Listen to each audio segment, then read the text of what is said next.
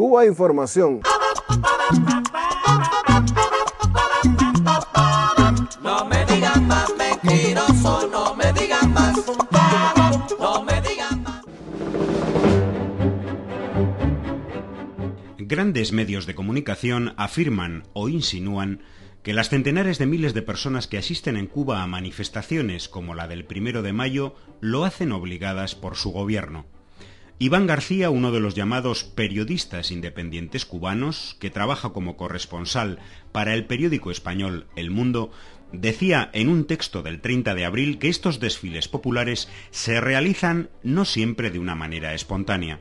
Su explicación del supuesto mecanismo coercitivo del Estado es un tanto surrealista.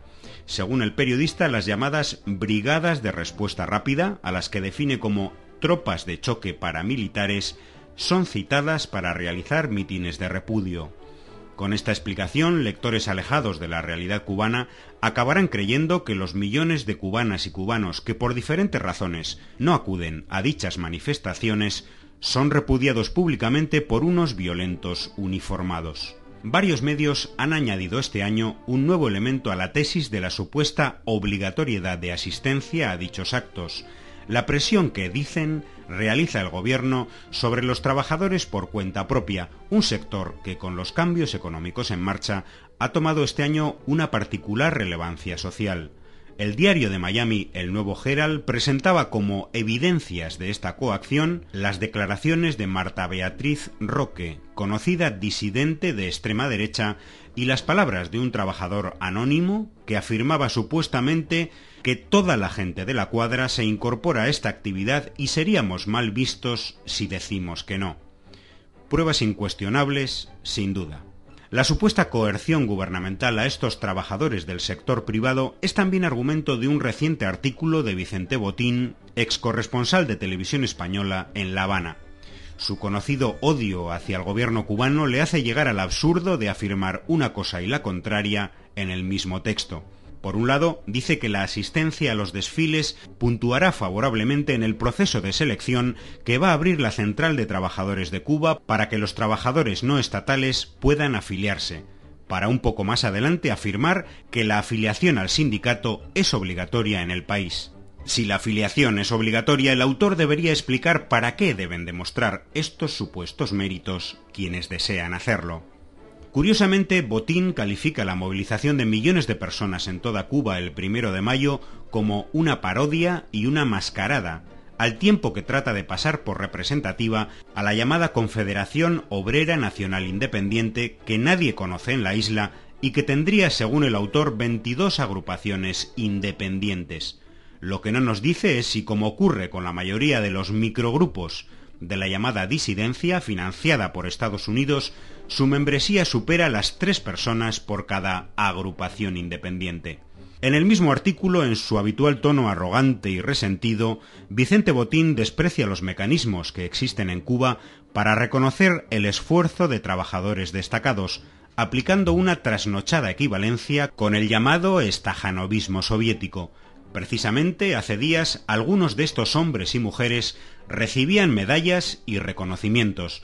El gobierno cubano premiaba, por ejemplo, a todo el colectivo del Centro Nacional de Retinosis Pigmentaria, cuyo trabajo ha servido para mejorar la vida de miles de personas en el mundo, afectadas por enfermedades de la piel.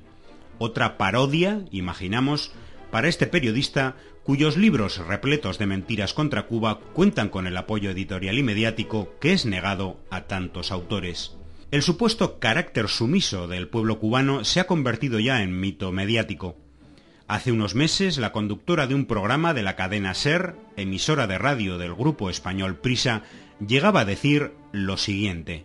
Por llamarlo de alguna forma, y aunque la RAE no lo admita, pero el aborregamiento de una sociedad que está como dormida, está como cubanizada, ¿no? Efectivamente. Tragamos, echen lo que nos echen. Digo cubanizada porque es que en Cuba yo tengo la sensación de que, ocurre lo mismo. Esta periodista, sin duda, conoce poco del carácter crítico de la actual sociedad cubana, cuya cultura política supera con mucho a la de la sociedad española, e ignora también la historia de rebeldía del pueblo cubano, primero en su lucha contra el imperialismo español y después contra el estadounidense. Unos medios utilizan los argumentos expuestos para menospreciar el poder de convocatoria de la Revolución cubana.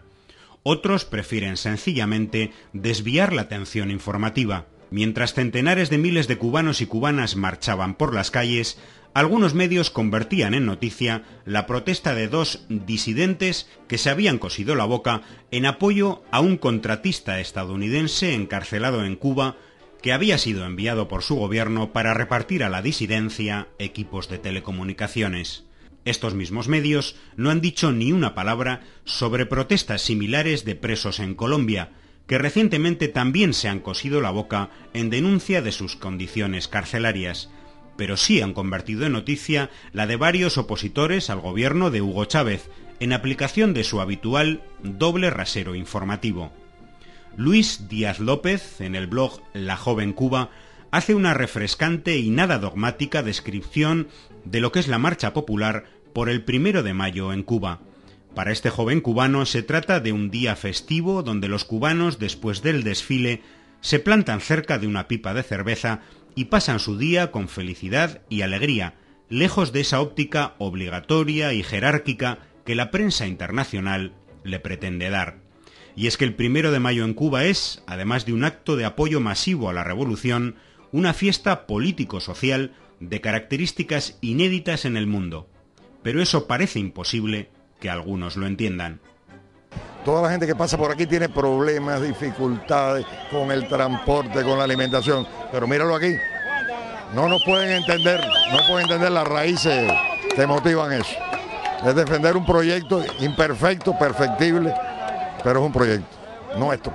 Y nosotros podremos ser pobres en recursos, pero somos millonarios en dignidad, somos millonarios en valores, somos millonarios en ética, somos millonarios en solidaridad y en internacionalismo, y estamos dispuestos a compartir lo que tenemos con el mundo, y es lo que hemos hecho hasta ahora, para lograr un mundo un poquitico mejor.